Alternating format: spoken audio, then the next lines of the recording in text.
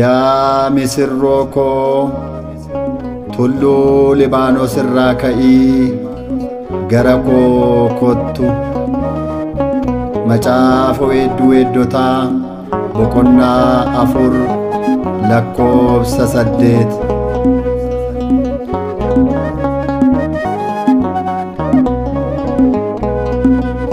Yaa Libaanos gammadii ati gammadii Libaanos. Yaa Libaanos gammadii ati gammadii Libaanos. Gad jedhii simadhu haadha Kiristoos. Gad jedhii simadhu haadha Kiristoos. Yaa Libaanos gammadii ati gammadii Libaanos. Yaa Libaanos gammadii ati gammadii Libaanos. Gad jedhii simadhu haadha Kiristoos. Gad jedhii simadhu haadha Kiristoos.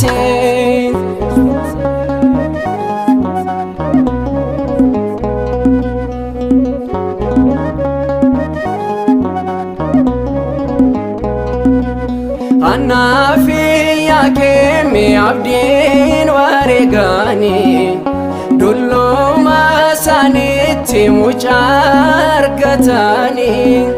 Raajota hedduudhaan waa'een ishee himame.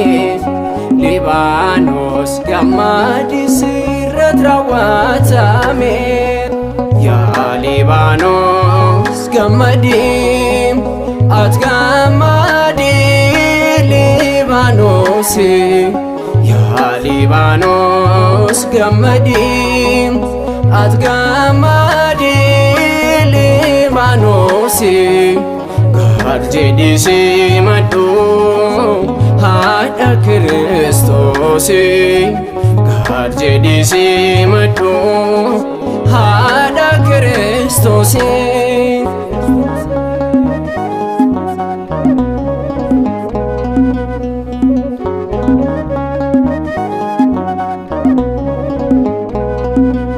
Saboota dhihootan kan dheebuu baasu kunoo siif burqeera bishaan nama quubsu. Calaqqeen jireenyaa sirratti mul'ate. Libaanos gammadii biiftuun siif baate. Yaa Libaanos gammadii ati gammadii Libaanos. Yaa Libaanos gammadii ati gammadii Libaanos. Gad jedhii simadhu haadha Kiristoos. Gad jedhii simadhu haadha Kiristoos.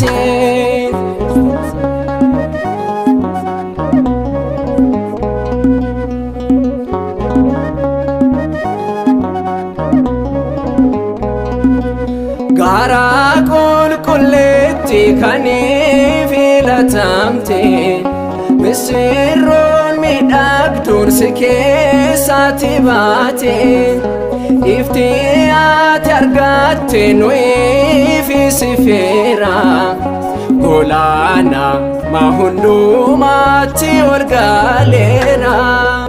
Yaa Libaanos gammadii ati gammadii Libaanos. Yaa Libaanos gammadii ati gammadii Libaanos.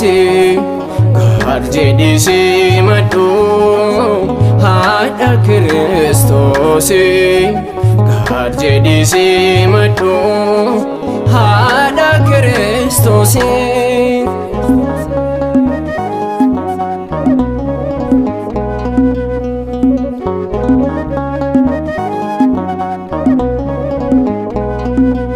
sanyii Daawit keessaa isheen filatamte kunoo guyyaan keenyaan gara kee kan dhufte ifaattiin argamte Libaanos irraati addunyaa walgeesse Beetlihemiti yaa Libaanos gammadii at gammadii Libaanos yaa Libaanos gammadii at gammadii Libaanos gad jedhii simadhu haadha Kiristoos gad jedhii simadhu haadha Kiristoos yaa Libaanos gammadii